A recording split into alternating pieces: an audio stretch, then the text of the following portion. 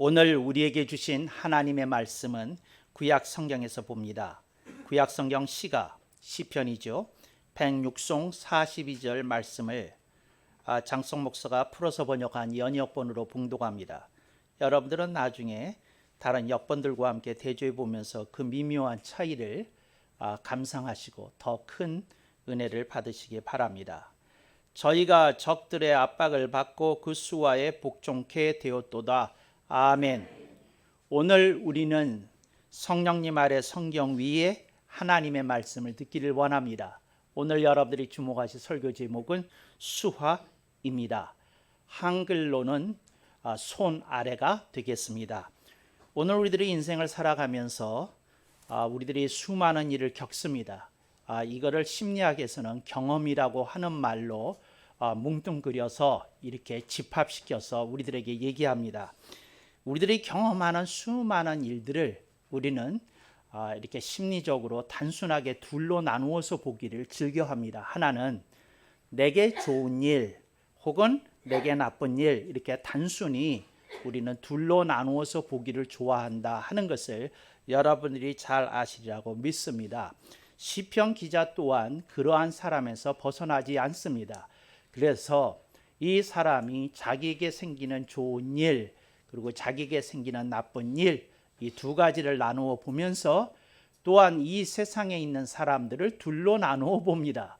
그래서 이것이 여러분들이 구약 성경에서 그 시편 기자들이 얘기를 할 때에 쓰는 단어에 이게 튀어나옵니다. 개역 성경에서는 흔히 나에게 나쁜 일을 일으키는 사람을 원수라고 이렇게 표현하고 있는 것을 볼 수 있습니다. 그래서 이 세상에는 나를 해코지하려고 하는 사람들도 있기도 하고 나타나기도 한다는 겁니다. 그러나 그런 방면에 이 세상에는 나를 도와주는 사람도 있고 나를 좋게 보는 사람도 있고 또 나를 이렇게 어떻게 해서든지 이렇게 키우려고 하는 사람도 있다는 겁니다. 이제 그들을 시편 기자는 친구라고 부릅니다. 그래서 원수가 있고 친구가 있는데 이제 이 원수라고 하는 표현을 저는 오늘 본문에서 조금 번역을 바꾸어 봤습니다. 적이라고 바꿨습니다. 근데 그 이유는 적들 가운데 가장 치열하게 나에게 큰 데미지를 입힌 사람들에게 쓰는 표현이 원수입니다. 그래서 시편에서 등장하는 그 원수는 조금 가려서 번역할 필요가 있습니다. 그래서 일반적인 의미일 때는 적이라고 번역하는 것이 타당하다고 저는 생각을 합니다. 그러나 어떤 사람이 내 인생에 치명적인 피해를 일으켰습니다. 그런 사람은 내가 원수라고 부를 수 있겠지요. 그런데 둘 사이는 조금 구분하는 게 좋겠다 하는 겁니다. 그래서 오늘 여러분들이 적이라는 단어를 만나게 되는데 나를 공격하는 사람을 일컫는 명사입니다. 누가 나를 끊임없이 산비합니다. 산비라고 하는 말은 제가 만든 용어입니다. 누가 나를 비판합니다. 누가 나를 비난합니다. 누가 나를 비방합니다. 네, 여기서 비판에서 비난으로, 비난에서 비방으로 옮겨가면서 누가 나를 공격을 하면 이제 그 사람이 내 입장에서 봤을 땐 그 사람이 적이 많다는 겁니다. 적이 어떤 존재입니까? 그가 나를 상대해서 적으로 여긴다면 나를 쓰러뜨리려고 하는 겁니다. 나의 존재를 소멸시키려고 이렇게 공격을 멈추지 않는 자를 적이라고 부르는 거죠. 여기서 이분이 이런 얘기를 합니다. 하나님 아버지, 내 인생에 적이 있습니다. 근데 하나님 놀라지 마세요. 하나님은 놀라지도 않으시겠지만 다 알고 계시니까 그들이 복수입니다 하면서 얘기합니다. 그래서 저는 여러분들에게 오늘 잠시 멈춰서 여러분들의 인생의 적이 누군지 여러분들이 생각해 볼 수 있기를 바랍니다.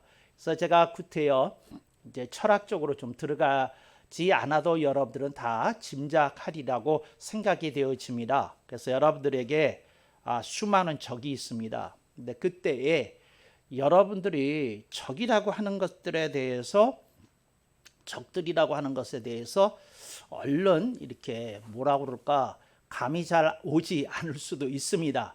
그런 분들에게 제가 축하의 말씀을 드립니다. 당신은 굉장히 이 편한 세상에 살고 계십니다. 그러니까 나는 정 모르겠는데 이러면 그냥 감사하십시오. 그러니까 감사헌금 하셔야 됩니다. 그냥 이 편한 세상에 살고 있으니. 그렇지만 적이 이런 것도 적이 될 수 있겠구나, 저런 것도 적이 될 수 있구나 하고 감이 빨리 오시는 분들은 위로의 말씀을 건넵니다. 당신이야말로 오늘 말씀을 들어야 될 사람이다 하는 것을 여러분들에게 일깨워 드리고 싶습니다. 근데 적 가운데 적을 나눌 때에 내 속의 적과 내 밖의 적으로 나눕니다. 그래서 여러분들에게 우선 적을 조금 더 이렇게 뭐라고 그래야 되나 오픈해서 여러분들에게 말씀을 드리도록 하겠습니다. 예를 들자면 여러분 몸에 그 어떤 병환이 생겼어요. 암일 수 있습니다. 여러분 몸에 어떤 위염이나 뭐 어떤 병이 생겼을 수 있어요. 또 여러분 몸에 어떤 곳에 뭐 하여튼 물혹이 생겼을 수도 있고 어떤 안 좋은 종양이 생길 수도 있어요. 그래서 여러분의 인생에 질환이 찾아오게 되면 이것이 여러분을 공격합니다. 그러니까 이게 여러분의 인생을 옥죄려고 합니다. 이것이 여러분들의 심신의 안정을 파괴하려고 합니다. 적이 맞습니다. 그래서 우선 질병이라는 놈이 있다 하는 것을 여러분들에게 말씀을 드리고 싶습니다. 근데 이 질병만큼이나 사람들이 속에 갖고 있는 적이 있는데 여러분들이 그 적의 이름을 잘 모르고 있다는 겁니다. 그 적의 이름이 뭐냐? 장애입니다. 장애. 사람들이 장애를 다 갖고 있어요. 내가 이 말을 하는 게 좋은지 안 하는지 모르겠는데 제가 평생 사람을 관찰하면서 또 제가 심리학을 공부하면서 깨닫게 된 건 이 세상에서 장애가 없는 사람을 전 아직 한 번도 본 일이 없어요. 다 장애가 있어요. 장애가 있어요. 그래서 여러분 사람마다 그 다양한 장애가 있다는 거 여러분들이 기억하실 수 있기를 바랍니다. 예를 들자면 어떤 사람은 수포자예요. 수학 포기했어요. 이 사람에게 수학은 장애입니다. 그냥 골치 아픈 시간이에요. 그냥 잠이나 탁 잤으면 좋은 시간이에요. 그래서 이 수학이 어떤 사람에게 장애입니다. 또 어떤 분은 운전 연습을 하다가 이렇게 교습소에서 운전 연습을 하다 3번의 사고를 했답니다. 그래서 그 학원에서 아무도 이분 안 만나려고 그래요. 근데 선생님까지 다쳤답니다. 그래서 이 교습소에서 뭐라 그런 거 아니? 당신은 우리가 감당이 안 되니 실력이 안 되니 다른 데 가십시오 하는 분이 있었어요. 그래서 이분이 이게 상처가 돼가지고 그러니까 운전을 그렇게 하고 싶었는데 그게 상처가 돼서 지금 여태까지 운전을 못 하십니다. 재산도 1000억대에 이르시는데 운전을 못 해요. 그러니까 그게 못 해. 그러니까 그 참 좋은 차를 운전수 두고 이렇게 사시는데 이게 장애예요. 어느 날 좀 그래 보고 싶을 수 있잖아요. 이건희 회장이 가끔씩 자동차 경주장에 가서 자기의 휴식 시간에 스포츠카를 운전했다는 거 아십니까? 한 1시간씩 운전하고 갔다고 그래요. 고속으로. 그런데 왜 그랬을까요? 나도 조금 이렇게 내 손으로 뭘 하면서 이렇게 느끼고 싶은 스릴이 있거든요. 근데 이분은 그걸 느끼지 못하는 겁니다. 이게 장애입니다. 장애. 그러니까 사람들이 굉장히 다양한 장애가 있습니다. 근데 여러분들 가운데 이런 장애가 있는 거 좀 알아두시기 바랍니다. 이게 어떤 장애냐면 부자가 되지 못하는 장애가 있어요. 그러니까 이 사람이 이렇게 살다가 어느 시점에 이르면 이번 생에는 불교인이 아닌데도 이런 생각을 합니다. 이번 생에는 내가 부자가 됐기는 글렀다. 그래서 포기하고 살아요. 그러면서 이분이 한다는 소리가 달관의 수작을 부립니다. 뭐라고 얘기를 하나요? 그저 몸 건강하고 밥 먹고 살고 애들 별탈 없으면 그게 행복이야. 거짓말입니다. 인간은 그 정도 수준에 만족할 수 없어요. 정말이에요. 그러니까 여러분, 인간은 그게 안 됩니다. 안 돼요. 되는 분은 하늘의 통지를 받으신 분이 아닌가. 얘야 며칠 있다가 내가 너를 데리러 가겠노라. 그런 경지에 가서 인생이 이렇게 달관하게 되면 혹시 가능할지 모르지만 가능하지 않습니다. 그러니까 여러분들에게 질병이라고 하는 뭐도 있다고요? 적도 있고 뭐라고 있다고요? 장애라는 적이 있어요. 내가 여러분한테 얘기합니다. 사람들이 부자가 되지 못하는 이유는 본인이 스스로 한계를 걷기 때문에 그래요. 걷기 때문에. 여러분, 한계를 걷기 때문에 그렇다고 하는 거 그랬어요. 저희 어머니가 제가 신학교에 있을 때 저랑 같이 사업을 하셨어요. 그래서 그런데 그 어머니가 저한테 그런 얘기를 해주시는 거예요. 뭐라 그러냐면, 아들아, 내가 어떻게 돈을 많이 벌었는지 아느냐? 나는 한계를 인정하지 않았다. 돈의 한계를 인정하지 않았다는 거예요. 그래서 나는 늘 이 생각을 했다. 돈은 벌리게 되어 있는 거다. 불어나게 되어 있는 거다. 세 번째 말씀이 굉장히 좋아요. 아멘 좀 크게 하셔야 됩니다. 돈은 붙게 되어 있는 거다. 나한테 붙게 되어 있다는 거예요. 이렇게 아멘이 얕아가지고 그 장애에서 어떻게 벗어나시겠어요? 그렇게 생각하신다는 거예요. 근데 우리 어머님이 하시는 말씀이 이걸 아무리 가르쳐줘도 어떤 사람에게는 이게 클릭이 안 된다는 거예요. 그래서 여러분 어떻게 하겠습니까? 그죠? 밥 먹고 사는데 만족하시겠습니까? 어떻게 하시겠습니까? 이제 이런 것들이 다 적이라는 거죠. 그런데 여러분들에게 자 이제 첫 번째는 무슨 적이라고 그랬죠? 예?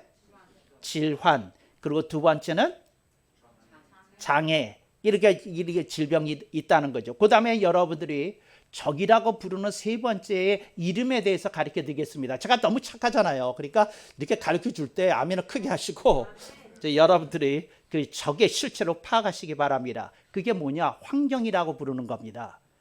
또 다른 말로 여건이라고 부르는 겁니다. 내가 태어난 환경이 있어요. 또 세월이 지나서 내가 가정을 이루고 현재 살고 있는 환경이 있어요. 여기서 말하는 환경이라고 하는 것은 내 주변에 있는 사람들 전체를 포함해서 환경이라고 부르는 겁니다. 그러니까 공간만 얘기하는 게 아닙니다. 주거만 얘기하는 게 아닙니다.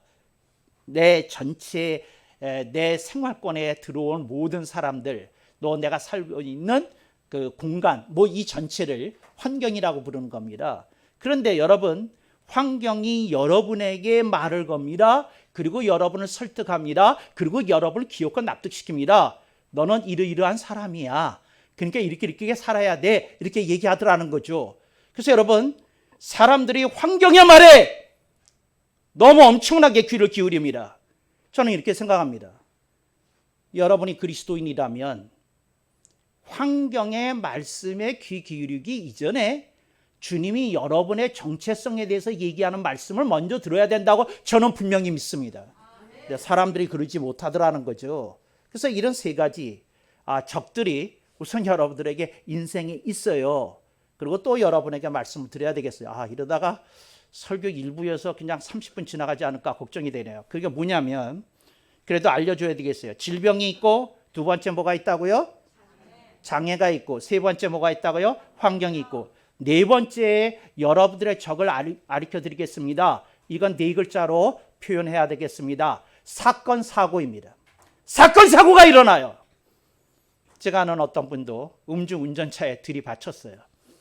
그래서 그 부인 되시는 분이 다리에 장애가 생겨서 철심을 하여튼 뭐 굉장히 긴 놈을 박았어요. 그리고 다리를 저세요. 그 참 그 자신의 그 다리가 이쁜 걸 굉장히 그 자부심을 느끼던 여성이었는데, 그러니까 평생 치마만 입고 바지 입는 걸 제가 한 번도 본 일이 없는 분인데 사건 이후로 바지만 입고 다니세요. 이렇게 그 자기가 이렇게 저는 모습이 사람들의 눈에 쉽게 띌까봐 바지만 입고 그렇게 사신다는 거예요. 뭐 인생 이분의 인생에 이렇게 심대한 타격을 준 게 뭐였습니까? 사건 사고였다. 근데 이런 것들이 여러분의 적으로 이렇게 다가서고 있는 겁니다. 주여, 이 네 가지만 있으면 얼마나 좋겠습니까? 한 놈이 더 있어요. 여러분들이 가장 친숙한 적으로 여기는 것입니다. 뭘까요? 이렇게 시침이 딱 되시면 내가 곤란하잖아요. 딱 이렇게 얘기하셔야 돼요. 두 글자 아시죠? 문제라는 놈입니다. 돈 문제, 땅 문제, 자녀 문제, 하여튼 여러 가지 있어요. 근데 여러분들은 위장하기를 좋아하세요. 그래서 여러분들은 목사가 문제라고 하면 목사를 살며시 째려봅니다. 목사님 그렇게 속된 용어로 사용하시면 되겠습니까? 거룩한 용어로 사용해야죠. 거룩한 용어가 뭐죠? 기도 제목입니다. 여러분들은 그죠? 그 얘기합니다. 그래서 저는 기도 제목이 많은 분들을 볼 때마다 안타까움을 금할 수가 없습니다. 왜? 문제가 많다는 얘기거든요. 제가 이렇게 사람들을 유심히 보면 문제가 없을수록 기도 안 합니다. 문제를 느낄수록 기도하고 기도 세게 합니다. 그래서 여러분 이 5가지 적들이 이분에게 어떻게 합니까? 본문 말씀을 보겠습니다. 압박을 줬다는 거예요. 압박을. 이 5가지가 여기 정체는 안 나오지만 압박을 줬다는 거예요. 이게 인생을 압박을 줍니다. 근데 이 압박을 토박이 말로 뭐라 그러냐? 옥죄인다고 그래요. 옥죄인다는 게 뭐냐면 목에다가 밧줄을 감고 땡기는 걸 말합니다. 이게 옥죄는 거예요. 옥죄는 거예요. 그러니까 꽉 숨도 못 쉴 만큼 답답하게 하는 게 압박의 목적입니다. 이 인생이 나를 압박해 올 때가 있어요. 이 5가지가 여러분을 힘들게 할 때가 있어요. 벅차게 할 때가 있어요. 여러분을 쓰러뜨리려고 할 때가 있어요. 그래서 여기 이분이 그냥 얘기합니다. 그 수하에 복종케 되었도다. 그러니까 적의 손놀림 아래로 들어갔다는 겁니다. 근데 이분 이 얘기를 하는 겁니다. 그래서 저는 여러분에게 오늘 묻습니다. 누가 당신을 압박합니까? 누굽니까? 그 5가지 중에 누굽니까? 당신을 압박하는 놈이 있다는 겁니다. 압박하는 놈들이 있다는 거예요. 여러분, 지금 유럽과 미국에서 대사기극이 연출되고 있어요. 그게 뭐냐면 명상붐입니다. 명상붐. 근데 그 명상이라고 하는 게 뭐냐면 당신이 심신의 안정을 위해서 당신이 해야 될 건 아무것도 없습니다. 당신이 그저 조용한 공간에 딱 앉으면 됩니다. Just sit and meditate. 그리고 명상을 하면 되는 겁니다. 그러면 당신이 심신의 안정을 걷고 지긋지긋한 그 스트레스로부터 벗어날 수 있습니다. 거짓말입니다. 사기입니다. 앉아있는 동안은 생각 안 했을 뿐이지 일어나면 돈 문제, 땅 문제, 직장 문제, 건강 문제 압박해 옵니다. 그러니까 도피하는 거죠. 타파하는 게 아닙니다. 타파하는 게. 여러분 이걸 기억하십시오. 기독교는 철학적 종교가 아닙니다. 도피를 가리키지 않아요. 도피를. 기독교는 타파라고 가리키는 종교입니다. 적을 부셔라. 짓밟아라. 이겨라. 이게 메시지입니다. 여러분들이 그 벗어나서 잠시간의 어떤 달콤한 시간을 가질 수는 있습니다. 그러나 그게 인생 사는 정도는 아니라는 것을 성경은 우리들에게 말씀합니다. 그래서 알아야 됩니다. 수많은 사람이 그래서 음악으로 도피를 합니다. 요즘 대한민국에서도 놀랄 만한 사람들이 마약으로 도피합니다. 왜 그럴까요? 적들이 있다 그 말입니다. 적들이 있다. 적들로부터 피하기 위해서 사람들이 여러 가지 다양한 것들을 생각해내고 있습니다. 쾌락다 그 한 가지 방편 중에 하나이지요. 근데 그 수하로 사람들이 들어가서 어떻게 되었다? 복종케 되었다. 복종이라는 말이 이런 말입니다. 그러기 싫은데 그래야만 되는 게 복종입니다. 그러기 싫은데. 여러분 군대 가면 복종부터 배웁니다. 군대는 여러분의 기분을 묻지 않습니다. 군대는 여러분의 컨디션을 묻지 않습니다. 군대에서 가장 유명한 말, 그리고 저는 이 말을 사랑합니다. 까라면 까! 정말이야. 저는 이 말을 사랑해요. 제가 가끔씩 제가 정신이 나가려고 할 때마다 군대에서 배운 이 말을 기억합니다. 까라면 까. 이 말을 저는 이렇게 해석합니다. 사람이 죽어도 해야 하는 일이 있다. 까라면 까. 이 뜻입니다.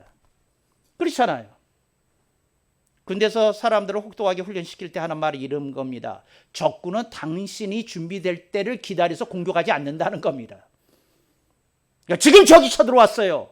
까라면 까야지. 어떻게 해요? 누워있을 수 없는 겁니다. 링게를 꽂고 앉아있을 수 없어요. 적군이 쳐들어오면 링게를 다 집어던지고 내가 환자지만 내가 참으로 들어가야 되고 소총 들어야 됩니다. 인생이 여러분에게 말하는 여러 가지 것들이 있습니다. 이 말이 중요한 거예요. 네가 원하지 않는 것에 무릎을 꿇냐 복종케 되었다는 거죠.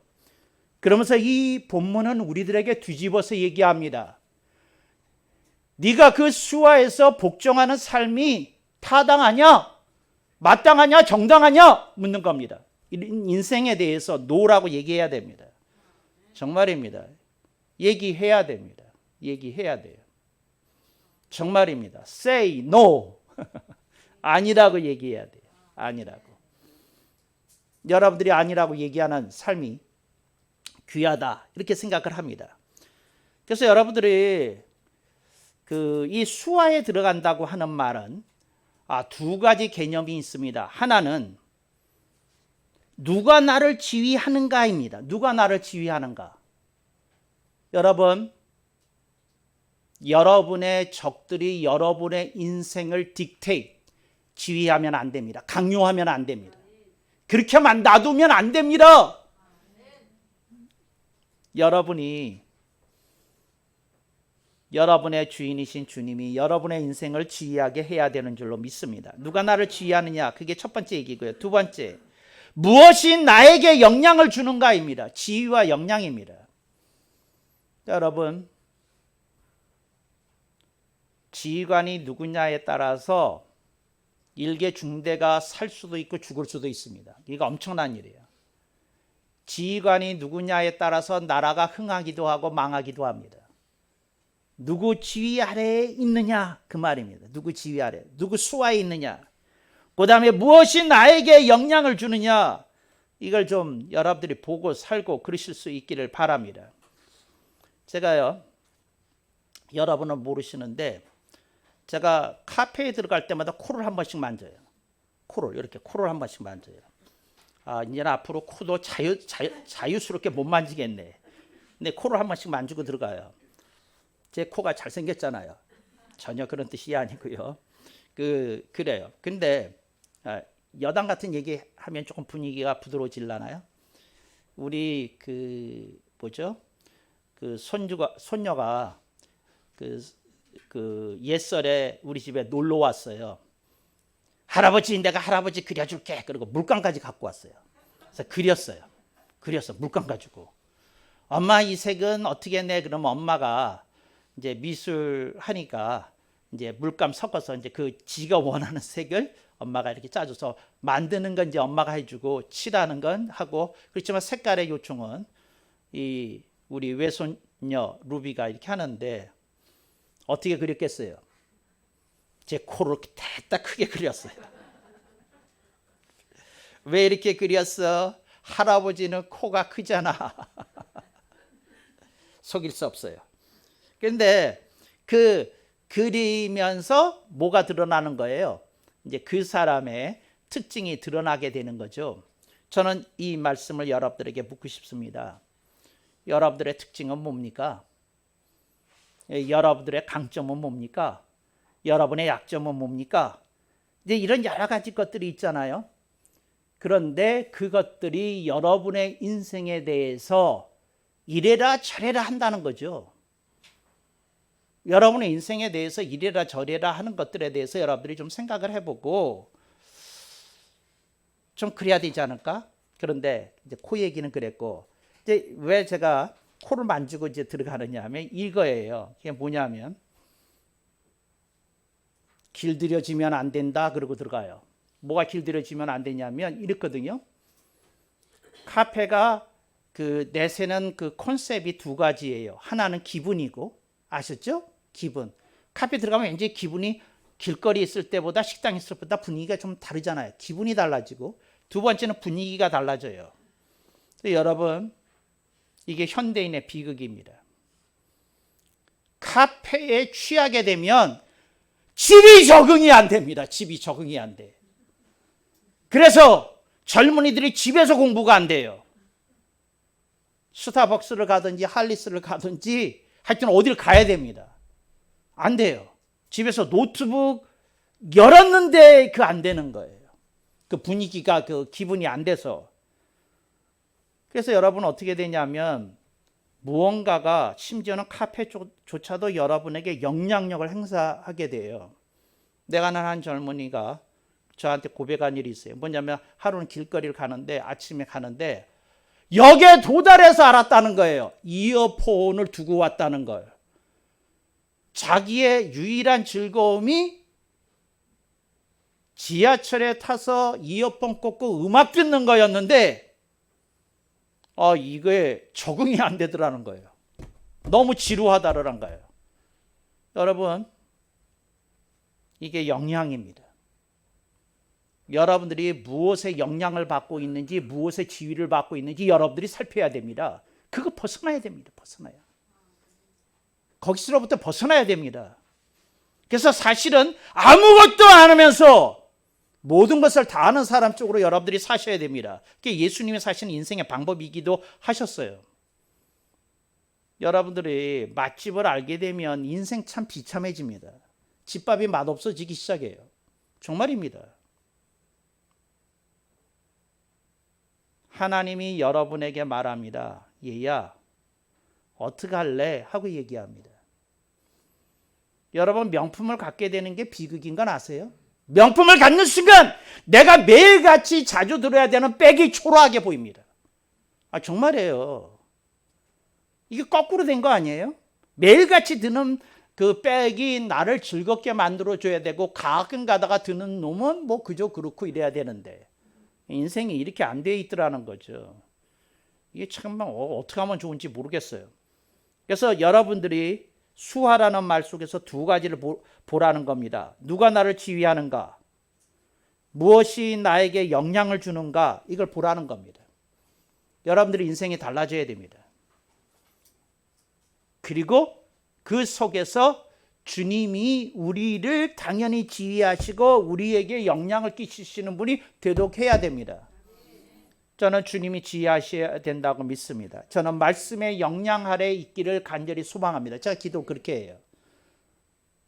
여러분의 삶에 많은 것들이 들어오잖아요.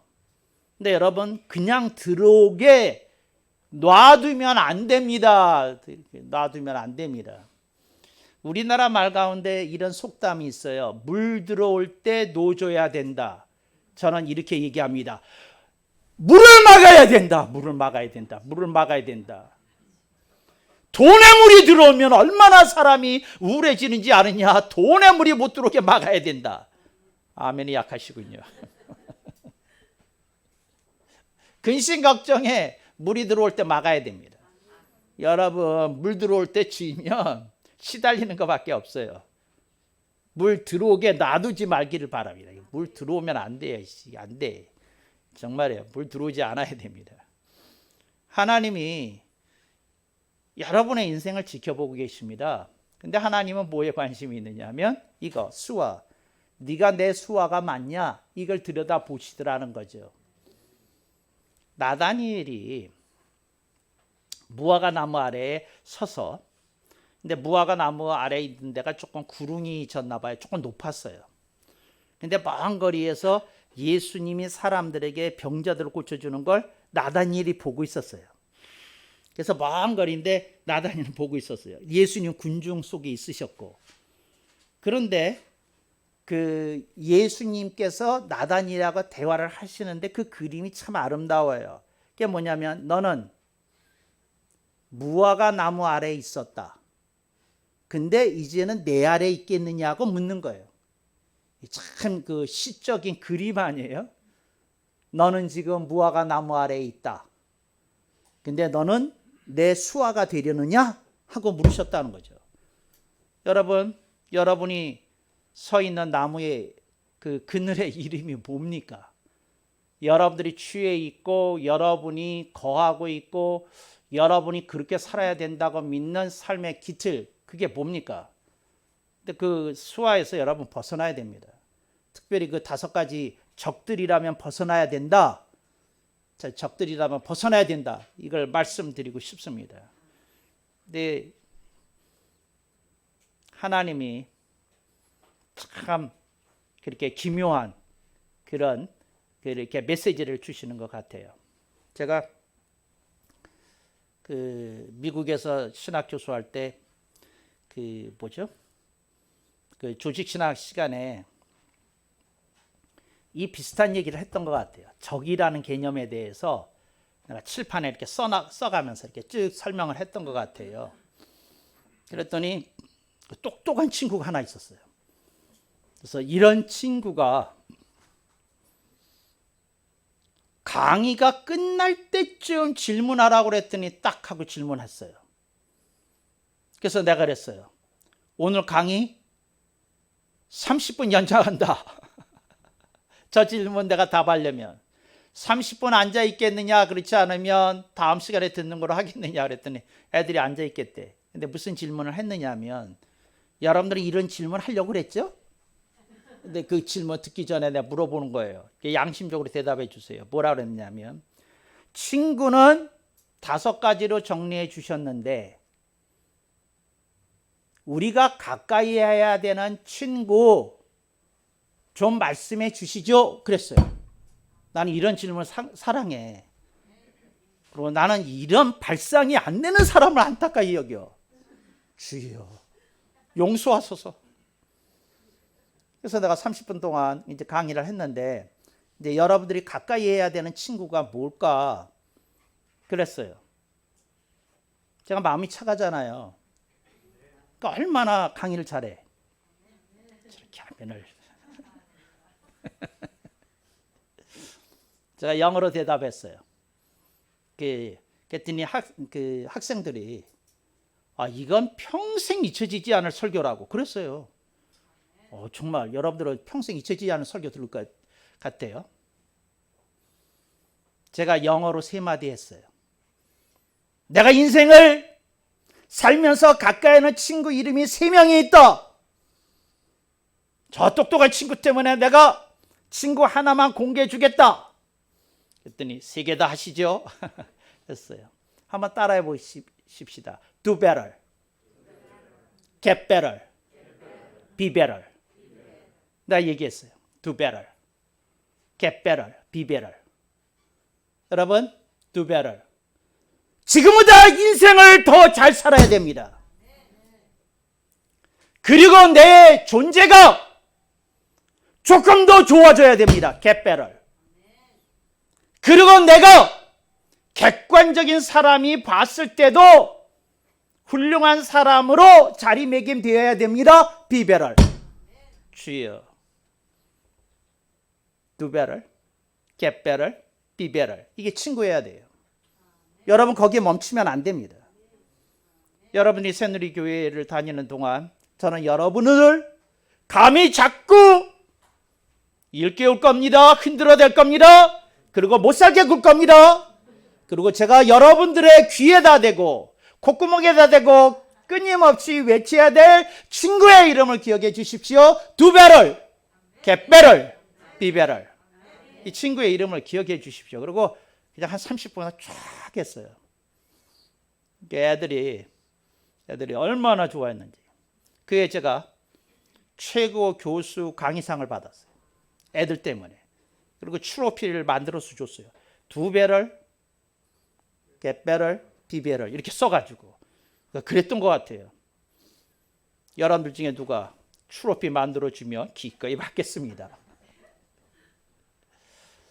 정말 마음에 상처가 되네. 그거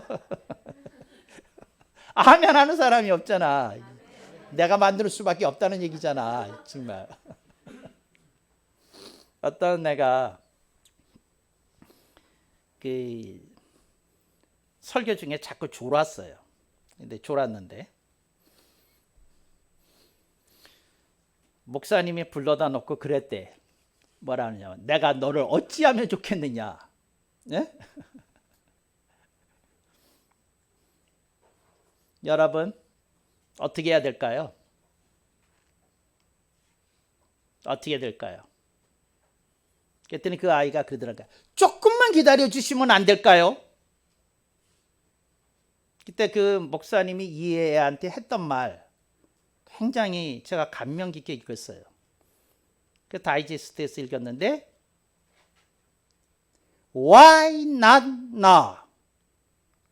왜 기다려야 되냐? 네가 지금 그렇게 그 사람이 되면 되는데. Why not now? 이랬다는 거야. 여러분, 제가 여러분을 얼마나 더 기다려야 돼요? 여러분이 이 음성 들어야 됩니다. 그래 지금 뭐냐 하면 되는 거지. 내 이 5가지 적들을 지금 타파하면 되는 거지.